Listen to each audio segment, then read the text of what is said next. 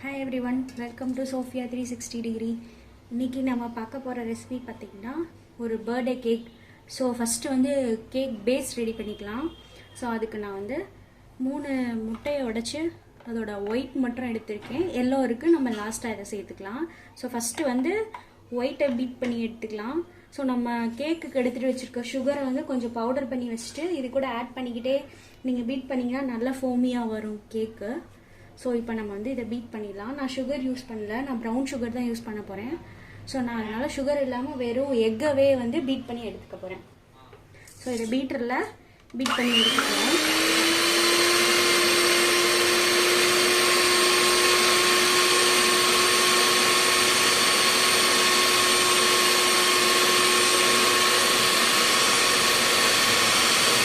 கிட்ட நம்ம வந்து வெண்ணிலா எசன்ஸ் ஆட் பண்ணிக்கலாம், 1/2 ஸ்பூனு. ஸோ இந்த முட்டையோட ஸ்மெல் இருக்கக்கூடாதுன்றதுக்காக.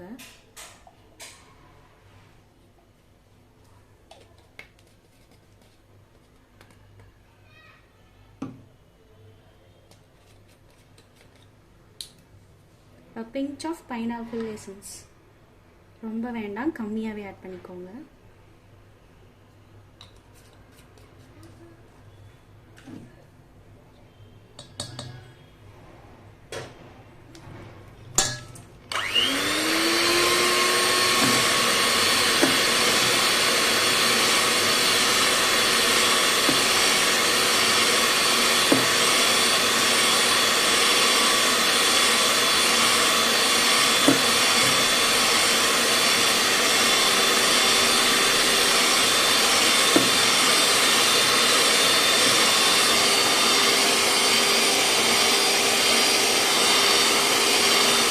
கொஞ்சம் கரைஞ்சிக்கும். ஸோ அதுக்கு நான் 1/2 டம்ளர் மில்க் எடுத்துக்கிறேன்.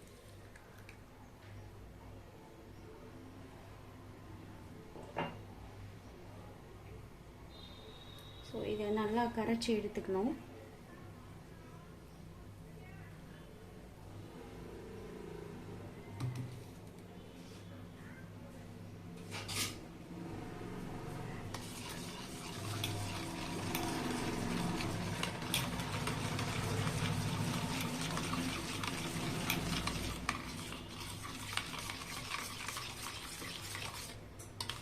இது கரையிற டைமில் நம்ம ட்ரை இன்க்ரீடியன்ஸை வந்து நம்ம மிக்ஸ் பண்ணி எடுத்துக்கலாம். ஸோ இந்த கேக் வந்து நோ மைதா நோ ஒயிட் சுகர் அந்த பேஸில் போகிறனால நான் வந்து ஹோல் வீட் எடுத்திருக்கேன், கோதுமை மாவு.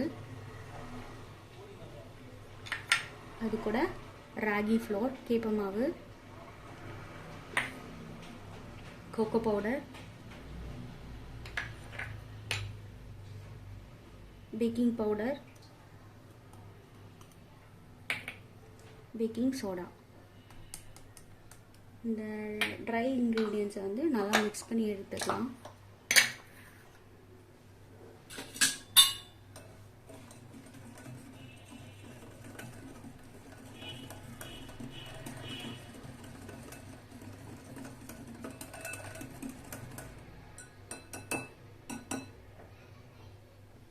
இது கூட ஒரு 50 கிராம் கிட்ட மெல்ட்டான பட்டர் எடுத்துக்கோங்க.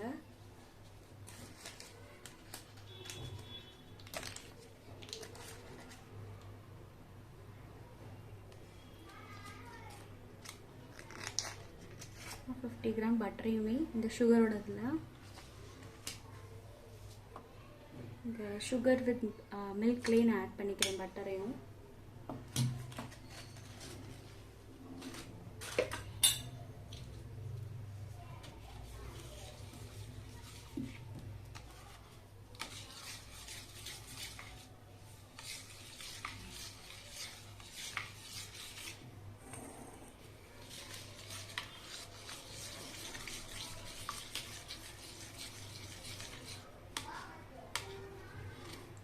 பட்டர் பார்த்தீங்கன்னா ரூம் டெம்பரேச்சரில் தான் இருக்கும். ஸோ அது நல்லா மெல்ட் ஆகி தான் இருக்குது.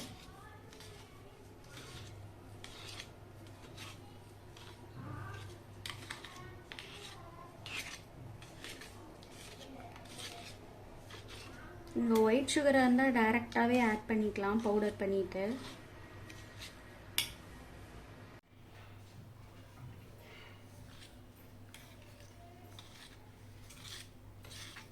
பட்டர், மில்க் ப்ளஸ் வந்து ப்ரௌன் சுகர்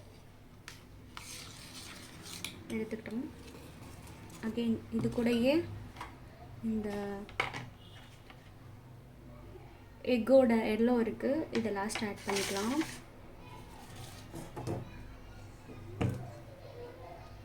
ஃபஸ்ட்டு வந்து இந்த பீட் பண்ணி வச்சுருக்கிற இதில் வந்து நம்ம ட்ரை இன்க்ரீடியன்ஸை டைரெக்டாக ஆட் பண்ணோன்னு சொன்னோம்னா ஒரு மாதிரி கெட்டியாக பிடிச்சிக்கிறோம். ஸோ அதனால் நம்ம ஃபஸ்ட்டு இந்த மெல்ட் பண்ணி வச்சுருக்க இதை ஆட் பண்ணிக்குவோம்.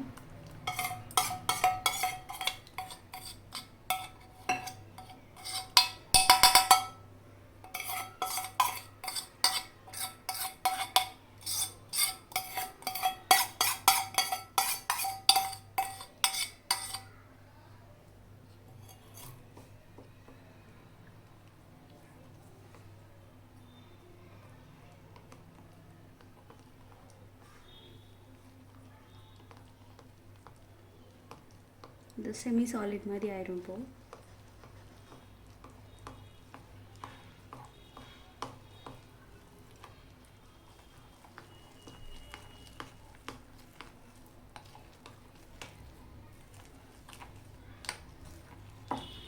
நீங்கள் இந்த இன்க்ரீடியன்ஸில் உங்களுக்கு நட்ஸ் ஏதாவது வேணும் குழந்தைக்கு அப்படின்னு சொன்னால் நீங்கள் வந்து நட்ஸ் கூட ஆட் பண்ணிக்கலாம். பாதாம், பிஸ்தா, கேஷ்யூ, ஃபிக்ஸு, டேட்ஸு எதுனாலும் சரி. அதை cut it into pieces and add it. So இது கூடயே நம்ம எக்கோட எல்லோவையும் ஆட் பண்ணிடுறோம். 3 எக் எடுத்திருக்கேன்.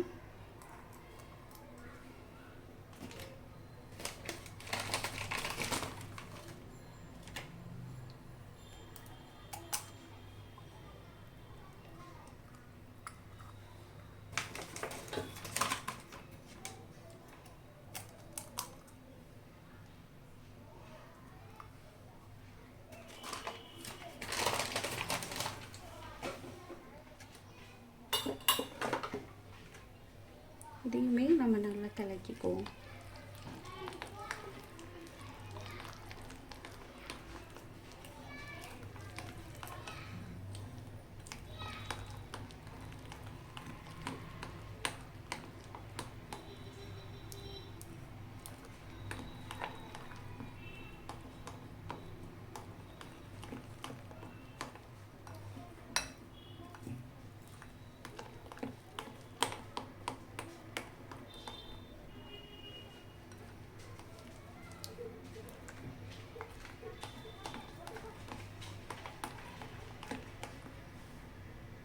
டம்ஸ் இல்லாமல் பார்த்துக்கோங்க.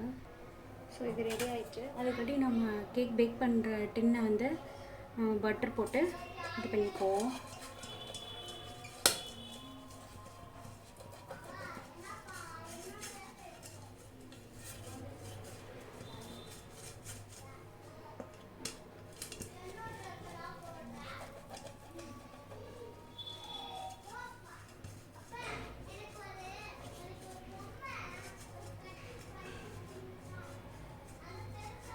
ஸோ இது ரெடி ஆகிடுச்சு. அதே மாதிரி நான் குக்கரையும் ப்ரீ ஹீட் பண்ணி வைக்கிறேன்.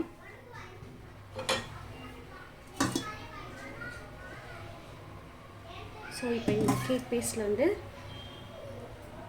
நம்ம இந்த ட்ரை இன்க்ரீடியன்ஸையும் இந்த எக் எல்லோவையும் ஆட் பண்ணிக்குவோம்.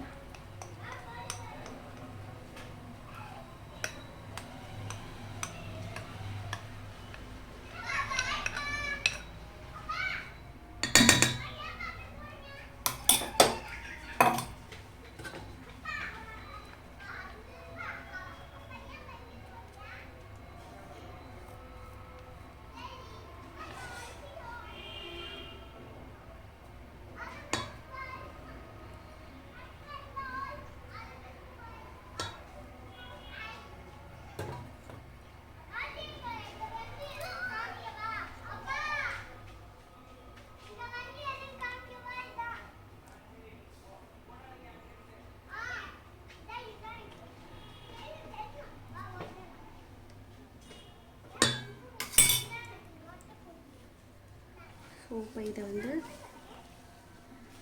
இந்த எக் ஒயிட் டிஸ்டர்ப் ஆகாத அளவுக்கு பண்ணணும். ரொம்ப மிக்ஸ் பண்ணிட்டாலும் கேக் வந்து இந்த அளவுக்கு வராது. ஸோ அதனால் ஒரே சைடாகவே பண்ணுங்கள். ரொம்ப மிக்ஸ் பண்ணிட வேணாம்.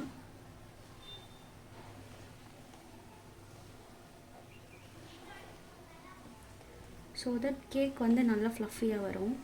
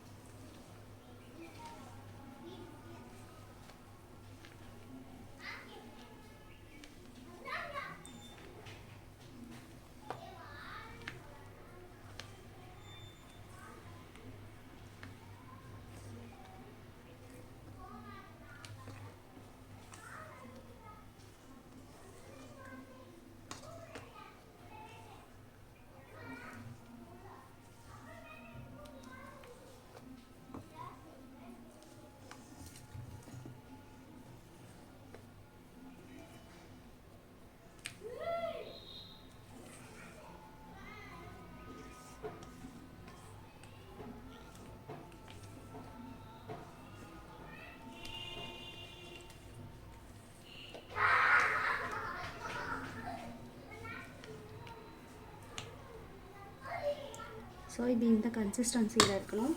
இப்போ வந்து நம்ம பேக்கிங் பேனுக்கு மாற்றிடுவோம்.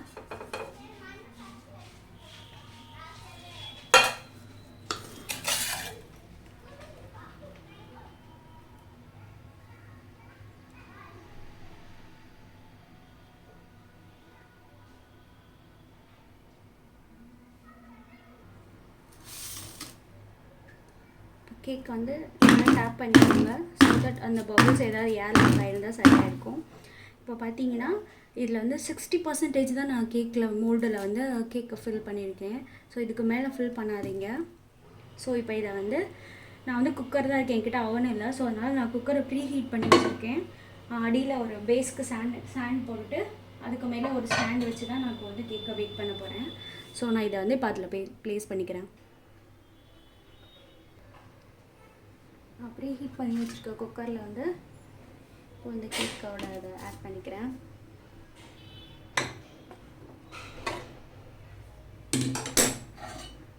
ஸோ இதில் விசிலும் போடக்கூடாது, இந்த ரப்பரும் போடக்கூடாது.